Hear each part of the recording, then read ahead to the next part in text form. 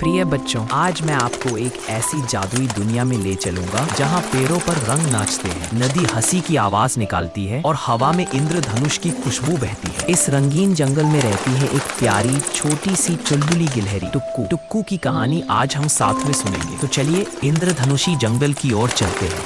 सुबह का समय था। इंद्रधनुषी जंगल धीरे धीरे अपनी नींद खोल रहा था। पेड़ों की पत्तियां चमक रही थी, फूलों पर ओस की बूंदें मोतियों की तरह चमचमा रही थी और नदी धीमे धीमे हंस रही थी। धीरे धीरे पूरा जंगल रंगों से भरने लगा और इसी खूबसूरत सुबह में हमारी नन्ही टुक्कू जागी। टुक्कू एक छोटी गोल मटोल भूरे रंग की गिलहरी थी। उसकी बड़ी बड़ी चमकीली आंखें और एक लंबी फ्लफी पूंछ थी जो चलते समय हवा में लहराती थी। जैसे ही वो जागी, उसने एक लंबी जम्हाई ली और बोली, वाह क्या प्यारी सुबह है। वे टहनी पर बैठकर जंगल के रंगों को निहारने लगी। टुक्कू अकेली नहीं रहती थी। उसके 3 सबसे प्यारे दोस्त थे। पहला पीको तोता, जो हर बात पर चहचहाने लगता था। पीको इतना बोलता था कि कभी कभी सब उसे शांत रहने को कहते। दूसरा टोमी कछुआ, धीरे चलता था मगर सोचता बहुत आगे तक था। उसकी बुद्धिमानी पूरे जंगल में मशहूर थी। तीसरी फीहो, लोमड़ी चालाक नहीं बल्कि बहुत दयालु और समझदार। वो हमेशा सबकी मदद करती। चारों मिलकर हर दिन खेलते, हंसते और जंगल में घूमते। लेकिन उस दिन जैसे ही सूरज थोड़ा ऊंचा हुआ, अचानक जंगल में कुछ अजीब होने लगा। सबसे पहले पत्तियां फीकी पड़ने लगी, फिर फूलों की चमक गायब होने लगी। रंगीन पेड़ धीरे धीरे ग्रे होने लगे। नदी का नीला पानी भी फीकापन लेने लगा। पूरा जंगल धीरे धीरे काला सफेद होता जा रहा था। जानवर घबराने लगे। टुक्कू ने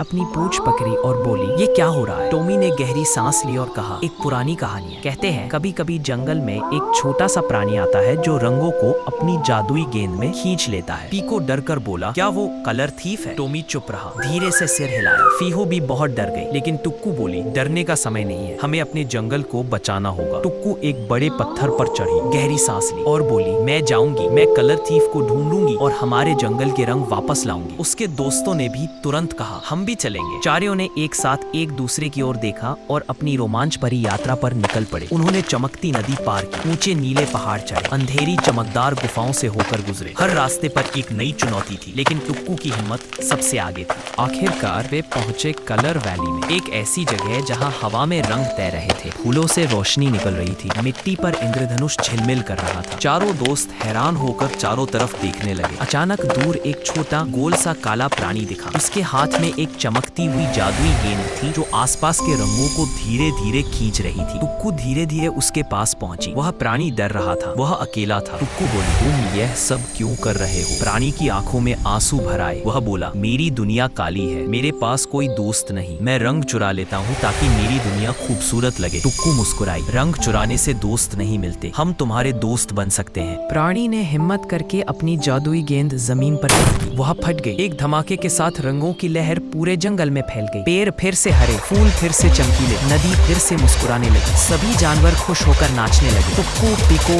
टोमी, फीहो और नया दोस्त कलर क्रीचर, सबने मिलकर जश्न मनाया। टुक्कू बोली, देखो बच्चों, दया और दोस्ती में सबसे बड़ी ताकत होती है। फिर एक बड़ा सा इंद्रधनुष आकाश में फैल गया और कहानी खत्म हुई। दया, प्यार और दोस्ती से हर अंधेरा दूर हो जाता है।